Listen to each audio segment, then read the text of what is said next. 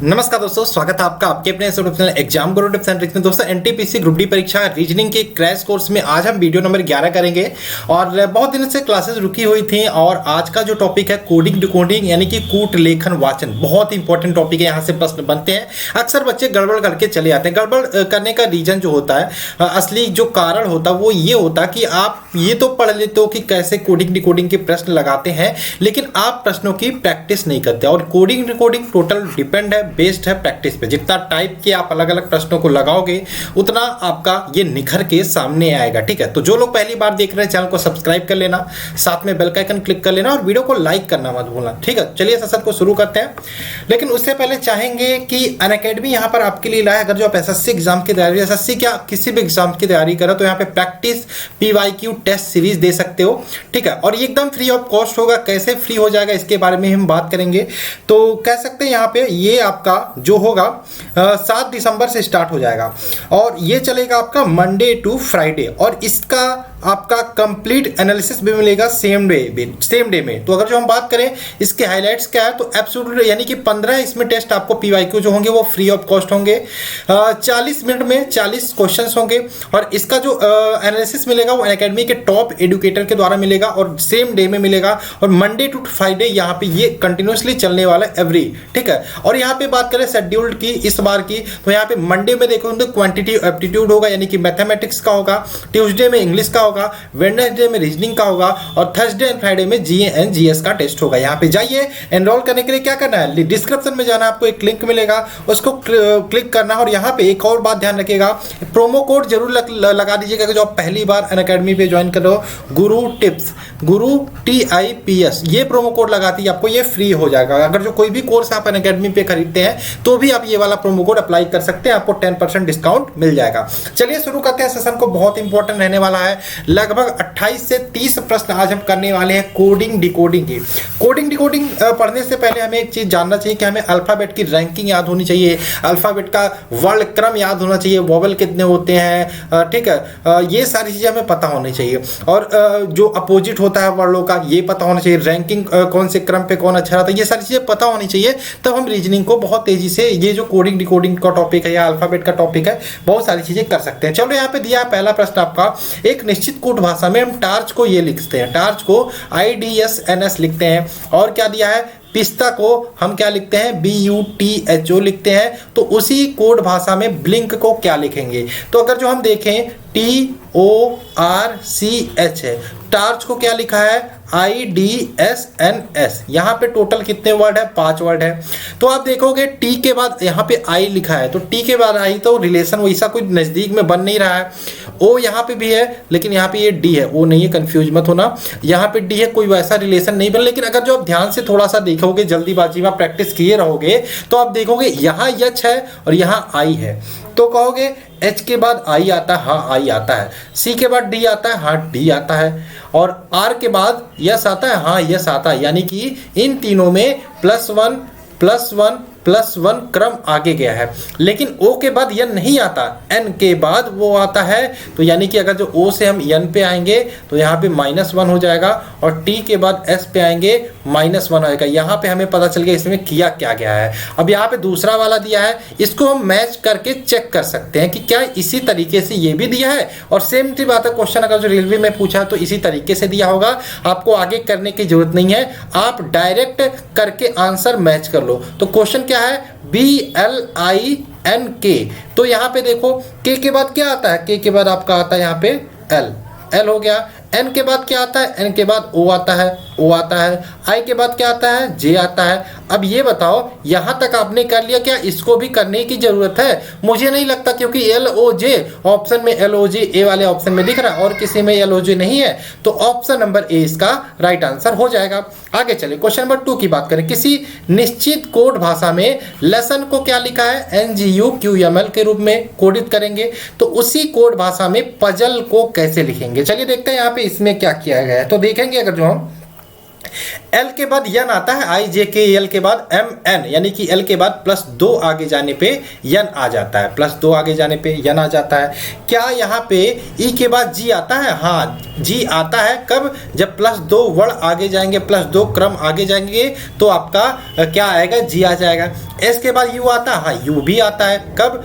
PQRSTU, यानी कि 2 क्रम आगे जाने पे यू आता है। लेकिन एस के बाद क्यू नहीं आता, ये 2 क्रम पीछे जाने पे क्यू आता है। तो यहाँ पे आपका -2, ये -2, और ये भी आपका ओ से यम नहीं आता, ये भी -2, यानी कि पहले जो 3 अक्षर है ये +2 क्रम आगे गए हैं, और अंतिम के 3 अक्षर ये -2 क्रम आगे पीछे गए। ठीक है, तो यहाँ पर भी 3 अक्षर यहाँ पे, 3 अक्षर यहाँ पे। तो पी के बाद +2 आगे जाओ, पी के बाद क्या आता है? पी के बाद OP के बाद QR, यानी कि R हो गया। U के बाद क्या आता है? 2 अक्षर आगे में W। Z के बाद 2 आगे, Z तो खत्म ही हो जाता है, उसके बाद क्या आता है? A और B, यानी कि B हो गया। तो RWB यहाँ पे दिया है, और यहाँ पे किसी और में RWB नहीं दिया, यानी कि ऑप्शन नंबर सी इसका राइट आंसर हो जाएगा। हमें आगे करने की जरूरत नहीं है। क्वेश्चन नंबर 3 की बात करें, यदि कोड भाषा में गॉडनेस को क्या लिखा है? HN ये लिखा है। ठीक है, तो इसमें ग्रेटनेस को क्या लिखेंगे? तो गॉडनेस को ये देखते हैं क्या लिखा है। तो गॉडनेस जी को क्या लिखा है? जी को यस लिखा है, तो यानी कि कहोगे जी को यस लिख दिया, कोई दिक्कत नहीं। और ओ को क्या लिखा है? यन लिखा है। क्या ओ के बाद यन आता? नहीं, ओ के बाद यन नहीं आता। ओ के एक क्रम पीछे आओगे तब यन आएगा। तो यहाँ पे +1 हो गया, और यहाँ पे ओ से बाद यन है, यानी कि ये -1 हो गया। ओ के बाद पी आता, हाँ पी आता, यानी कि ये +1 हो गया। और डी के यहाँ पे, सॉरी यहाँ पे डी है और यहाँ पे सी है, यानी कि डी के बाद सी आता नहीं, ये -1 हो गया। यानी कि क्या क्या है? +1 -1 +1 -1 +1 -1, यही आपका किया है। अब इसमें ग्रेटनेस का आप करके देख लो। जी के बाद प्लस आगे जाओगे तो क्या आएगा? यच आएगा। आर के बाद एक रैंकिंग पीछे आओगे, एक क्रम पीछे आओगे, क्या आएगा? क्यू आएगा अल्फाबेट में। ई के बाद यफ आता है, हाँ यफ आता है। ए के एक क्रम पीछे आओगे, जेड आएगा। उसके बाद टी के एक क्रम आगे जाओगे तो आपका यू आएगा। अब देखो आंसर मिला लो यार, आगे करने की क्या जरूरत है? HQFZ और यू, HQFZ U, यहाँ पे और आगे करना पड़ेगा हमें। ठीक है, और यहाँ पे यू हो गया, 1 2 3 5 हमने कर लिया, 3 2 5 कर लिया। एन के बाद क्या आएगा? एन के बाद एम आएगा।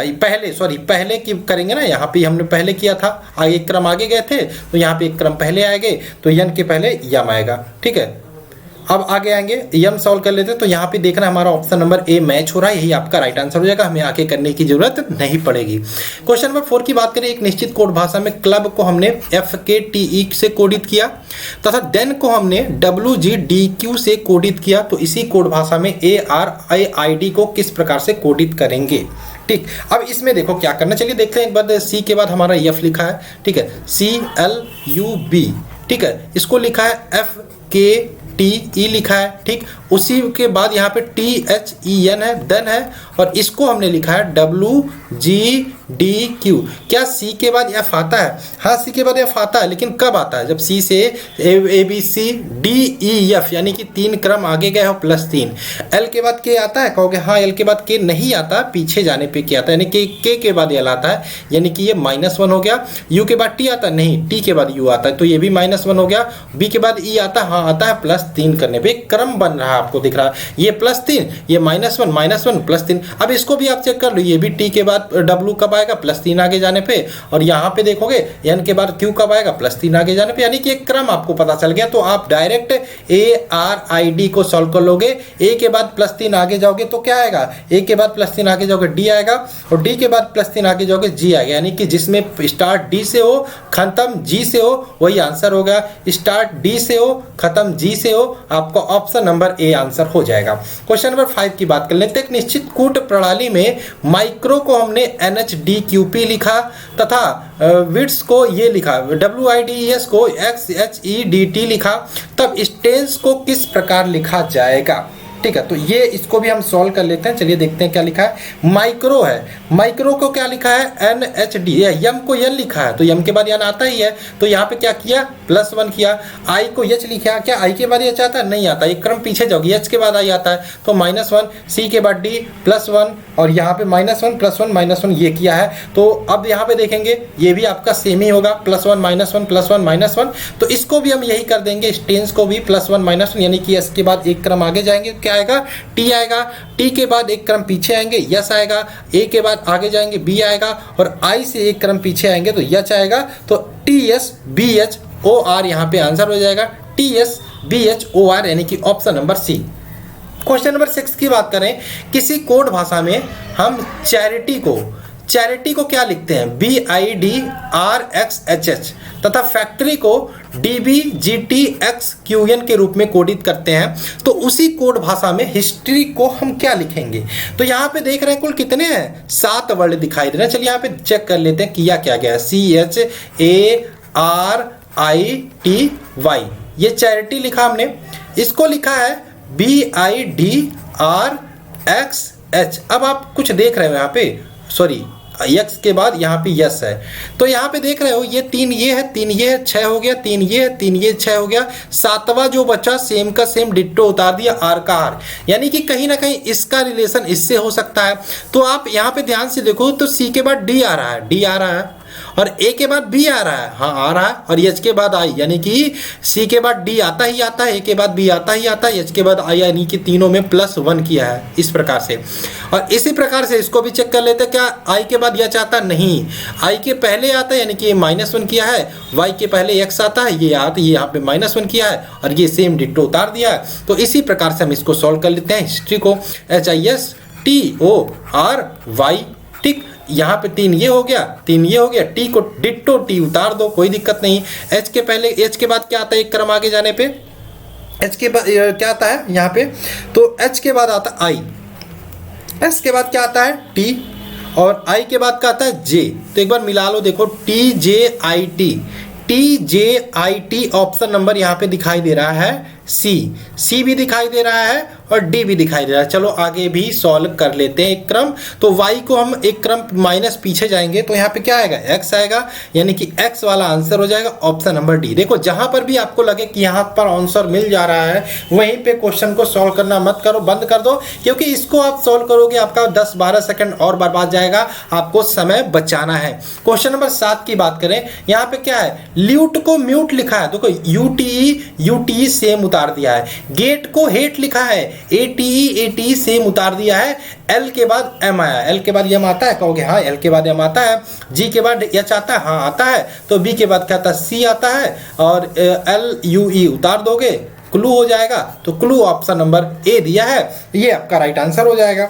आगे चले क्वेश्चन नंबर 8 की बात करें, यदि फार्मर को MAFMRE के रूप में लिखा जाता है, उसी कोड भाषा में गिवेल को क्या लिखा जाएगा? तो इसमें हमें नहीं लगता कोई रिलेशन बनता हुआ दिखा। एफ के यहाँ यम लिखा है, ए के ये लिखा है, आर का ये, तो कोई रिलेशन नहीं बना। तो चलो देखते हैं, फार्मर को हम लिख देते हैं, एफ का 1 कोड कर देते हैं, ए का 2 कोड कर देते हैं, आर को 3 कोड कर देते हैं, एम को 4 कोड कर देते हैं, ई को 5 कोड कर देते हैं, आर को 6 कोड कर देते हैं। अब इसमें देखते हैं क्या लिखा है, इसी कोड वर्ड को यहाँ पे पुटअप करते हैं। तो यम का कोड 4 है तो 4 लिख दिया, ए का कोड हमने 2 लिखा था 2 लिख दिया, एफ का कोड यहाँ पे 1 लिखा था तो 1 लिख दिया, एम का कोड कितना था? 4 था, 4 लिखा, आर का कोड 6 था और ई का कोड कितना था? 5 था, चलो ये लिख दिया। अब इसी प्रकार से गिवेल को भी अगर जो हम कोड दे देते हैं 1 2 3 4 5 6, तो हमें इसी कोड वर्ड में पुटअप करना, यानी कि 42 14 65 में पुटअप करना। देखते हैं आंसर आ रहा है नहीं। तो 4 वाला क्या है? 4 पे क्या है? ए है, तो ए लिख दिया हमने, आंसर दिखाई दे रहा है हमको ए। आगे सॉल्व कर लेते हैं, 2 नंबर पे क्या है? 2 नंबर पे आई है तो आई पुटअप कर देते हैं। 1 नंबर पे क्या है आपका? 1 नंबर पे जी है, AIG आपका मिल रहा है यहाँ पे, AIG ऑप्शन नंबर सी इसका राइट आंसर होगा। आगे सॉल्व करोगे ALE निकल के आ जाएगा। क्वेश्चन नंबर 9 की बात करते हैं, किसी कोड भाषा में एब्सोल्यूट को यहाँ पे देख सकते हैं क्या लिखा है? ESBLOTUA। तो कैलेंडर को क्या लिखेंगे? ठीक है, एब्सोल्यूट को ये लिखे हैं तो कैलेंडर को क्या लिखेंगे आपको ये बताना है। ठीक, तो आगे चलते हैं, इसको सॉल्व कर देते हैं। बहुत ही सिंपल क्वेश्चन है, ठीक है। आपका सेम जो क्वेश्चन आपका 8वां मैंने कराया उसी तरीके से होगा। एक काम करना, आप इसको सॉल्व कर लेना, इसको भी 1 2 3 4 5 6 7 8 करके आप इसको भी पुटअप करके एकदम सेम डिट्टो 8 की तरह है, ये सॉल्व कर लेना, ठीक है। आगे बात करें, इसमें होमवर्क नहीं दिया है तो ये आपका होमवर्क हो जाएगा। क्वेश्चन नंबर 10 की बात कर लेते हैं। किसी कोड भाषा में पेपर को हमने क्या लिखा, PERPE, यानी देखो यहाँ पे कुछ दिखाई दे रहा है, पेपर को लिखा है PERPA, ठीक है। आप देख रहे हो यहाँ पे जो आपका PER है जो दिखाई दे रहा है यहाँ पे 3 लास्ट का, इसको हमने स्टार्टिंग में लिख दिया है और जो बाद का 2 है इसको हमने डिट्टो उतार दिया है, ठीक। और इसी प्रकार से आप देखो सब्जेक्ट में अगर जो हम देखेंगे तो आपका JECT 4 डिट्टो यहाँ पे उतार दिया है JECT, उसके बाद जो 3 बचा है उसको हमने यहाँ पे पुटअप कर दिया है। तो सेम आप यही करोगे, काउंसिल में ये आपका NICL उतारोगे, ठीक है। यहाँ पे NICL उतारोगे डिट्टो ये 4, और यहाँ पे बाकी 3 का 3 रख दोगे COU, यानी कि NICL COU, option number A इसका राइट आंसर होगा। क्वेश्चन नंबर 11 की बात कर लेते हैं। यदि एक विशिष्ट कूट भाषा में इंटेलिजेंस को हमने क्या लिखा, इंटेलिजेंस, ठीक है, कुछ भी लिखा, मतलब चलो ठीक है, इसको सॉल्व करेंगे तब हम देख लेंगे, ठीक है। तो देखते हैं यहाँ पे क्या लिखा है इंटेलिजेंस को, किस प्रकार के, क्या इसमें साइंस आया है, क्या इसमें रीजनिंग आया है, देखते हैं। INTE INTELLIGENCE,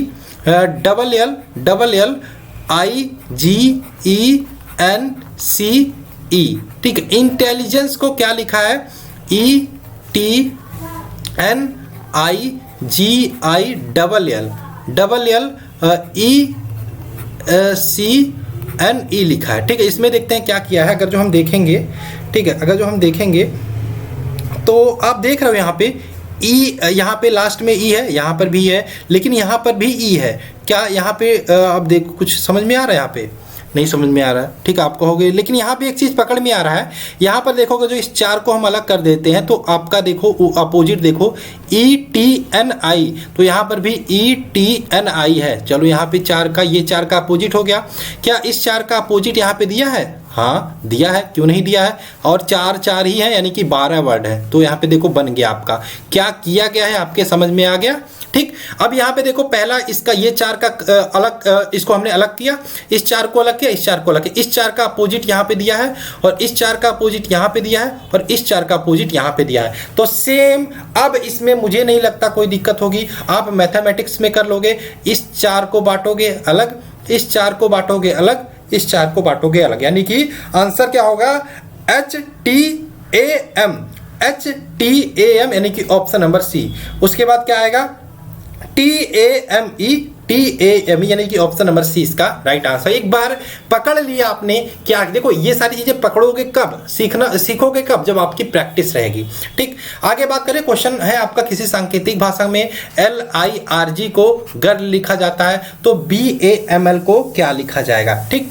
LIRG अगर जो हम देखें 1 2 3 4 हम क्रम रख दें तो G को 4 लिखा है, I को क्या लिखा है, 2 लिखा है, R को क्या लिखा है, 3 लिखा है, और L को 1 लिखा है। तो चलिए देखते हैं BAML को भी इसी तरीके से लिखते हैं। अगर जो 1 2 3 4 तो हमें 4 2 3 1 के क्रम में लिखना है। तो 4 नंबर पे आपका L आएगा, 2 नंबर पे A आएगा, और 3 नंबर पे आपका M आएगा, और 1 नंबर पे आपका B आएगा। लैम्ब हो गया, लैम्ब ऑप्शन नंबर बी दिया, यही आपका राइट आंसर होगा।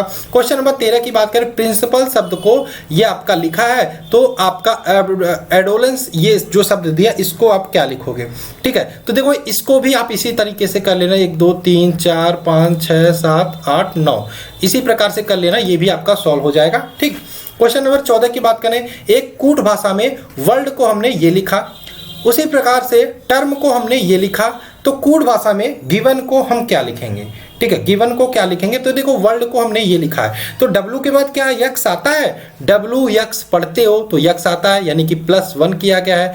O के बाद N आता है, नहीं आता है, तो ये क्या किया गया है, -1 किया गया है। R के बाद Q आता है, हाँ R के बाद नहीं, Q1 नहीं, R के बाद Q नहीं आता, Q के बाद R आता है, यानी कि ये भी -1 है। L के बाद K आता है, नहीं K R के बाद L आता है, यानी कि -1 है, और D के बाद E आता है, यानी कि ये क्या किया गया है, +1, उसके बाद -1 -1 -1 +1, ठीक, इसको भी मैच करोगे सेम आपको देखने को मिलेगा। गिवन को भी आप लगा लो, जी के बाद +1 क्रम आगे जाओगे क्या आएगा, एच आएगा, और एन के बाद +1 आगे जाओगे ओ आएगा, उसके बाद आप -1 कर दोगे, एच से शुरू होगा ओ से खत्म होगा, वही आपका आंसर होगा। यानी कि ए भी आंसर हो सकता है और आपका सी भी आंसर हो सकता है। इसका मतलब हमें आगे सॉल्व करना पड़ेगा। तो ई के एक क्रम पीछे आओगे तो क्या मिलेगा आपको, सॉरी आई के एक क्रम पीछे आओगे तो मिलेगा एच, और V के एक क्रम पीछे आओगे U, और E के एक क्रम पीछे आओगे D, यानी कि H UD और H UD O, H UD O, यानी कि ऑप्शन नंबर सी दिखाई दे रहा है, यही आपका राइट आंसर होगा।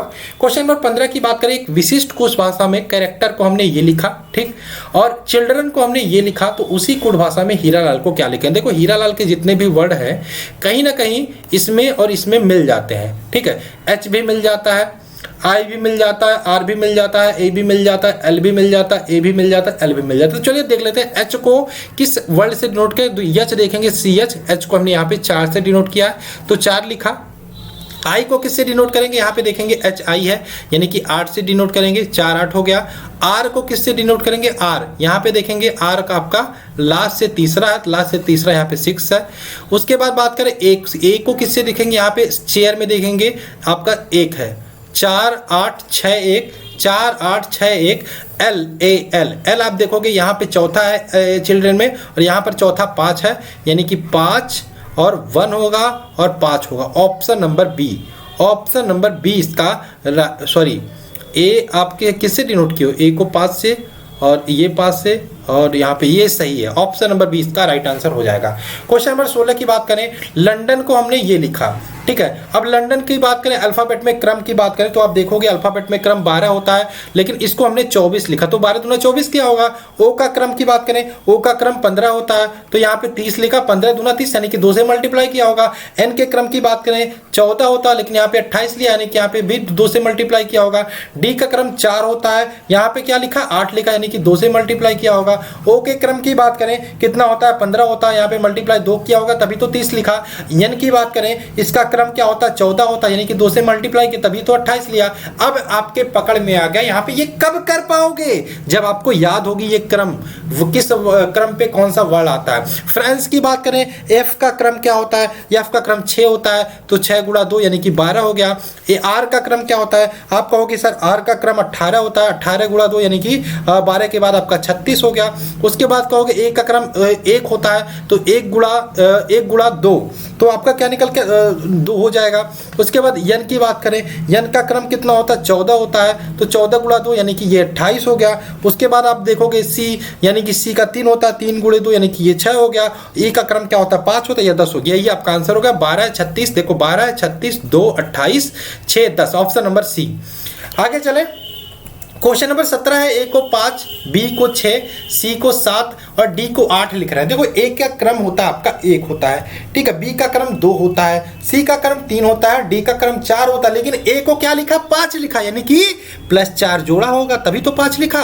बी को 6 लिखा, यानी कि +4 जोड़ा होगा तभी तो 6 लिखा।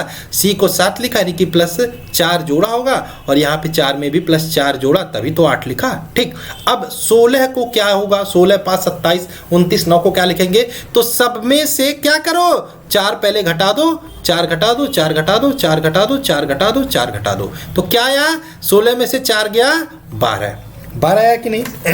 और यहाँ पे 5 में से 4 गया 1, 27 में से 4 गया 23 हो गया, 29 में से 4 गया ये हो गया 25, और 9 में से 4 गया 5, 22 में से 4 गया कितना हो गया 18। अब इसका क्रम लिख दो, 12वें अक्षर पे एल आता है, 1 के अक्षर पे ए आता है, 23वें अक्षर पे बात करें डब्ल्यू आता है, 25वें अक्षर पे वाई आता है, और 5वें अक्षर पे ई आता है, और 18वें अक्षर पे आर आता है। यही आपका आंसर हो जाएगा LAW YER, ठीक है, YER। यहाँ पे 23 भी है तो इसका यस हो जाएगा, और लॉयर्स, ठीक है, ऑप्शन नंबर बी। आगे चले, क्वेश्चन नंबर 18, ड्रीम को कोड भाषा में हमने ये लिखा, चाइल्ड को ये लिखा, तो लीडर को उसी कूट भाषा में हम क्या लिखेंगे। देखो ड्रीम को हमने ये अभी मैंने कराया था क्वेश्चन नंबर 11 है, सॉरी 11 नहीं, हमने आपको कराया था ये वाला क्वेश्चन, 15 नंबर, सेम उसी तरीके से इसको आप लोग होमवर्क कर लीजिएगा, इसको आप लिख लीजिए, ठीक है। तो इसका आंसर आपका आ जाएगा ये आएगा ऑप्शन नंबर बी। इसका आप लोग मिला लीजिएगा, ऑप्शन नंबर बी आएगा। क्वेश्चन नंबर 19 की बात करें, यदि जेड को हमने 52 लिखा, अब देखो जेड का रैंकिंग की बात करें 26 होता है तो इसको 52 लिखा। ए सी टी, ए का क्रम 1 होता है, सी का क्रम कितना होता है 3 होता है, सी का क्रम 3 होता है और टी का क्रम 20 होता है, यानी कि 20, 23, 1 24, 24 दूना 48 लिखा। तो बैट को क्या लिखेंगे, बी का क्रम देखोगे 2 होता है, 1 का क्रम 1 होता है, टी का क्रम आपका 20 होता है, यानी कि 20, 2 22, 1 23, 23 दूना 46, आपका आंसर निकल के आ जाएगा option number B, 46 option number B. आगे चले, क्वेश्चन नंबर 20 है आपका।